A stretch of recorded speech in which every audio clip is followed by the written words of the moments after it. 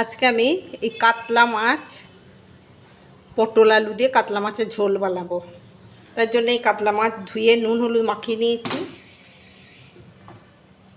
আলু আমি প্রেসারে সেদ্ধ করে নিয়েছি, তাড়াতাড়ি রান্না হয়ে যাবে। এই গরমের মধ্যে বেশিক্ষণ রান্না করতে ভালো লাগে না, ওই জন্য আলুটা প্রেসারের মধ্যে সেদ্ধ করে নিলে তাড়াতাড়ি রান্নাটা হয়ে যায়।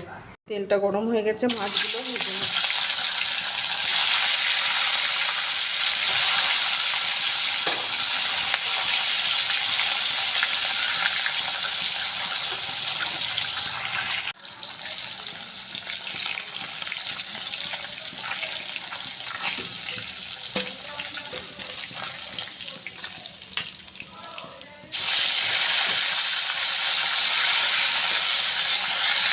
মাছটা ভাজা হয়ে গেছে, আমি এরপর পটলটা ভেজে নিই।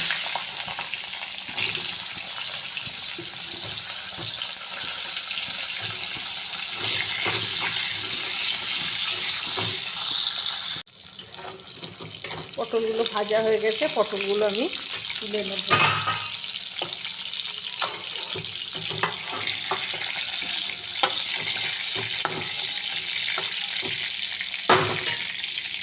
এর মধ্যে আমি একটা তেজপাতা ফোড়নে দিয়ে দিলাম।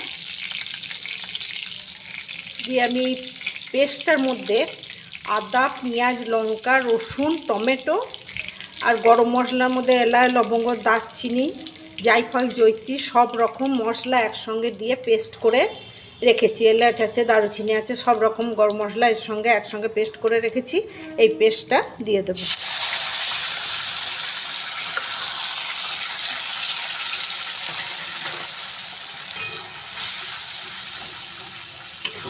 ভালো করে কষিয়ে নেব।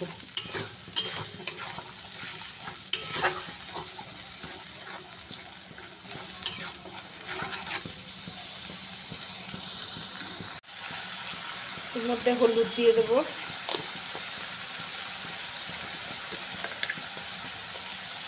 স্বাদ মতো লবণ দেব,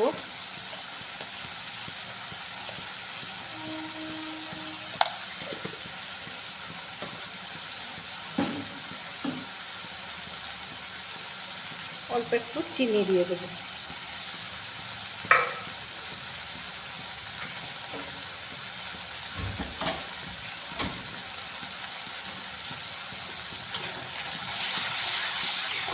এর মধ্যে আর গরম মশলা দেওয়ার কোনো দরকার নেই।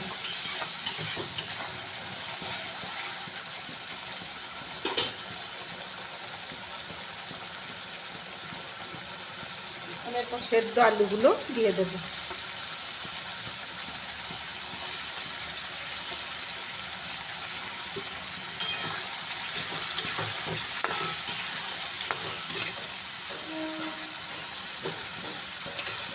ভাজা পটলগুলো দিয়ে দেবো।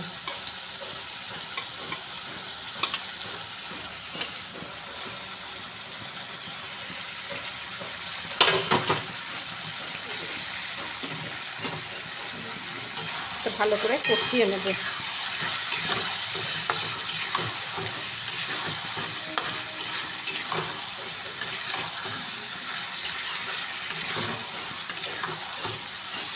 এটা ভালো করে কষানো হয়ে গেছে। আমি এরপর তার মধ্যে গরম জলটা দিয়ে দেব।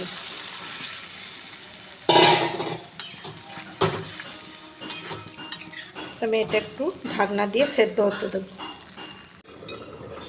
ঢাকনাটা খুলে দিয়ে দেব। এখানে আলু সেদ্ধ পটলও ভেজে নিয়েছি। আমি এরপর ভেজে রাখা মাছগুলো দিয়ে দেব। মাছগুলো দিয়ে ঢাকা দিয়ে আর একটু ফুটিয়ে নেব।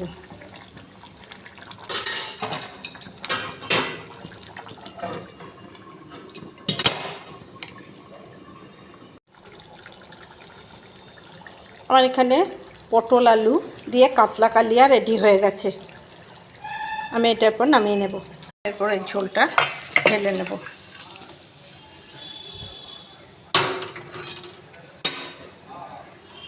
বন্ধুরা, এইভাবে পটল আলু কাতলা মাছ দিয়ে কালিয়া বানাবেন, খুব তাড়াতাড়ি হয়ে যায়। আলুটা সেদ্ধ করে নিয়ে বানালে বেশ তাড়াতাড়ি হয়ে যায়। আমার এই রেসিপিটা আপনাদের কেমন লাগলো জানাবেন। যদি ভালো লেগে থাকে লাইক শেয়ার কমেন্ট করবেন এবং সাবস্ক্রাইব করতে ভুলবেন না। ধন্যবাদ।